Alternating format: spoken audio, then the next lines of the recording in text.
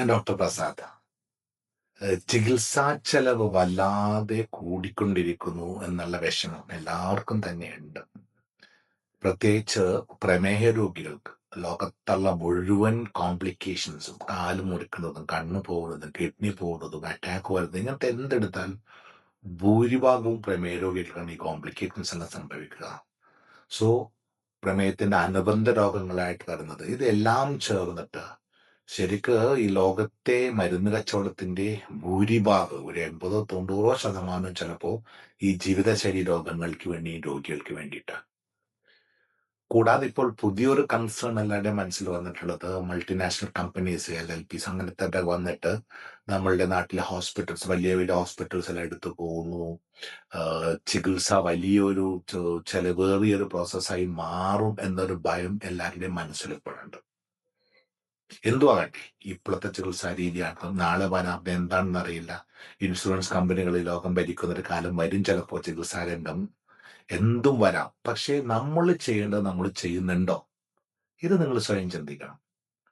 നിങ്ങൾക്ക് നാളെ വരാൻ പോകുന്ന കോംപ്ലിക്കേഷൻസ്, ഒരാളുടെ കാല് മുറിക്കേണ്ടി വരുന്നത് എന്തുകൊണ്ട്? ഒരു പ്രമേഹ രോഗിയുടെ ആ കാല് മുറിക്കാതിരിക്കാൻ എന്തു ചെയ്യണം? ആ കാല് സംബന്ധമായ പ്രശ്നങ്ങൾ വരാതിരിക്കാൻ എന്തുകൊണ്ടാണ് കാലിൽ പ്രശ്നങ്ങൾ വരുന്നത്, ഇത് വരാതിരിക്കാൻ എന്തു ചെയ്യണമെന്ന് നിങ്ങൾ പഠിച്ചു മനസ്സിലാക്കി അത് നിങ്ങളുടെ ലൈഫിൽ പ്രാക്ടിക്കലാക്കിയാൽ നിങ്ങൾക്ക് ഈ പ്രശ്നം വരില്ല. കണ്ണു പോകുന്നത് എന്തുകൊണ്ടാണ്?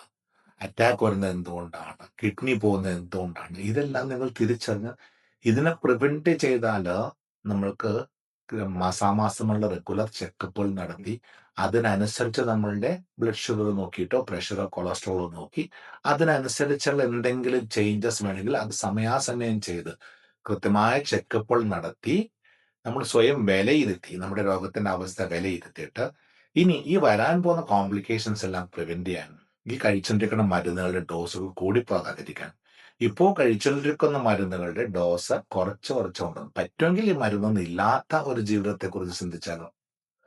ഇവിടെ നിങ്ങൾ ചിന്തിക്കേണ്ടത് പ്രഷർ, ഷുഗർ, കൊളസ്ട്രോൾ കൂടുമ്പോൾ ഇത് കുറക്കാനുള്ള ഗുളികകൾ നമ്മൾ കഴിക്കും. മാസം മാസം ചെക്കപ്പ് നടത്തി പ്രഷർ, ഷുഗർ, കൊളസ്ട്രോൾ കുറക്കാനുള്ള മരുന്ന് കഴിക്കും. പക്ഷേ ഈ പ്രഷറും ഷുഗറും കൊളസ്ട്രോളും കൂടാനുള്ള കാരണത്തെ എല്ലാം നിങ്ങൾ ചികിത്സിക്കുന്നു തിരിച്ചറിയണം. നിങ്ങളിപ്പോൾ ബ്ലഡ് ഷുഗർ കൂടുമ്പോൾ ഇൻസുലിൻ കുത്തുന്നു അല്ലെങ്കിൽ ഗുളികകൾ കഴിക്കുന്നു, ബ്ലഡ് ഷുഗർ കുറക്കുന്നു. ഈ ബ്ലഡ് ഷുഗർ കുറക്കുന്നത് ഒരു സിംറ്റമാറ്റിക് അഡ്ജസ്റ്റ്മെന്റ് മാത്രമാണ്. ഇത് താൽക്കാലികമായിട്ട് കുറഞ്ഞു നിൽക്കും, HbA1c കുറഞ്ഞു നിൽക്കും, ബ്ലഡ് ഷുഗർ കുറഞ്ഞു നിൽക്കുന്നു. പക്ഷേ നിങ്ങൾക്ക് കുറെ കാലം കഴിയുമ്പോഴേക്കും നിങ്ങളുടെ രക്തക്കുഴൽ അടിഞ്ഞുകൂടുന്ന ഗ്ലൂക്കോസും അടിഞ്ഞുകൂടുന്ന കൊഴുപ്പും കൂടെ ഓരോ ദിവസം കഴിയും തോറും നിങ്ങളുടെ രക്തക്കുഴൽ, ചെറിയ രക്തക്കുഴൽ കേടായിക്കൊണ്ടിരിക്കും. Small blood vessel vasculitis. വലിയ രക്തക്കുഴലിന്റെയൊക്കെ ഭിത്തിയിൽ കൊഴുപ്പടിഞ്ഞിട്ട് ബ്ലോക്കുകൾ വലുതായിക്കൊണ്ടേയിരിക്കും. ഞാൻ പറയാ രക്തക്കുഴലിന്റെ ഭിത്തികൾ മുരിങ്ങാക്കോല് പോലെ നിറയെ ബ്ലോക്കുകൾ നിറയുമെന്നാ പറയാ. സോ നിങ്ങൾ ഓരോ ദിവസം കഴിയുന്തോറും ഈ ഗ്രാജുവലി അടിഞ്ഞുകൂടുന്ന ഗ്ലൂക്കോസിനെയും കൊഴുപ്പിനെ നിങ്ങൾ കണ്ടുകൊണ്ടിരിക്കുക മനസ്സിൽ. ഇത് അടിയും തോറും നിങ്ങളുടെ ബ്രെയിനിലേക്ക്, നിങ്ങളുടെ ഹൃദയത്തിലേക്ക്, നിങ്ങളുടെ കാലിലേക്ക്, കണ്ണിലേക്ക്, കിഡ്നിലേക്ക് എല്ലാം രക്തോട്ടം കുറഞ്ഞുകൊണ്ടിരിക്കുകയും ഈ അവയവങ്ങൾക്കെല്ലാം അകാല വാർദ്ധക്യം ബാധിക്കുകയും ഈ കോശങ്ങൾക്കൊന്നും തന്നെ വായു, വെള്ളം, ഭക്ഷണം ശരിക്കും കിട്ടാത്ത അവസ്ഥയിൽ എല്ലാം നമ്മുടെ എല്ലാ അവയവങ്ങൾക്കും എല്ലാ കോശങ്ങൾക്കും അകാല വാർദ്ധക്യം ബാധിക്കുന്നതും ധാരാളം കോശങ്ങൾ നശിച്ചു പോകുന്നത് മനസ്സിലാണ്. സാധാരണ മനുഷ്യന്റെ ശരീരത്തിൽ ധാരാളം നാശങ്ങൾ ഇങ്ങനെ സംഭവിച്ചുകൊണ്ടേയിരിക്കും. ഓരോ ദിവസവും കുറെ കോശങ്ങൾ നശിച്ചു പോകും, പുതിയ പുതിയ കോശങ്ങൾ ഉണ്ടായിക്കൊണ്ടിരിക്കും. പക്ഷെ പ്രമേയ രോഗിക്ക് ഇത് കുറെ കൂടെ അധികമാണ്. ഇതിന്റെ കൂടെ പ്രഷർ കൂടെ കൂടുതലാണെങ്കിലോ ഹൃദയത്തിന്റെ ജോലിഭാരം എത്ര കൂടുതലാണെന്ന് ചിന്തിക്കുക. കൊളസ്ട്രോൾ ഉണ്ടെങ്കിലോ കൂടുതൽ കൂടുതൽ കൊഴുപ്പും കൂടെ അടിയെന്ന് വരുമ്പോൾ ഇതെല്ലാം കൂടെ ചേർന്ന് നിങ്ങൾക്ക് ഭാവിയിൽ വരാവുന്ന കോംപ്ലിക്കേഷൻസ് ഇതാണ് നിങ്ങൾ ശരിക്കും മനസ്സിൽ വെക്കേണ്ടത്. സോ ഇതെല്ലാം പ്രിവെന്റ് ചെയ്യാനായിട്ട് ഈ ഭൂമിയിൽ ഒരു മരുന്നും ഇല്ല എന്ന് നിങ്ങൾ തിരിച്ചറിയുക. പ്രഷറിന്റെ ഗുളിക കഴിക്കുമ്പോൾ പ്രഷർ കുറയും, പക്ഷെ പ്രഷർ കൂടാനുള്ള കാരണത്തെ അല്ല ചികിത്സിക്കുന്നത്. കൊളസ്ട്രോൾ കുറയാനുള്ള ഗുളിക കഴിക്കുമ്പോൾ കൊളസ്ട്രോൾ കുറയും, പക്ഷെ എന്തുകൊണ്ട് ആ കൊളസ്ട്രോൾ കൂടിയെന്നാണ് നിങ്ങൾ തിരിച്ചറിയേണ്ടത്. റൈറ്റ്? നിങ്ങൾ 10-ാം വയസ്സിൽ 2-3 ബിരിയാണി കഴിച്ചാൽ നിങ്ങളുടെ കൊളസ്ട്രോൾ കൂടുകയല്ല.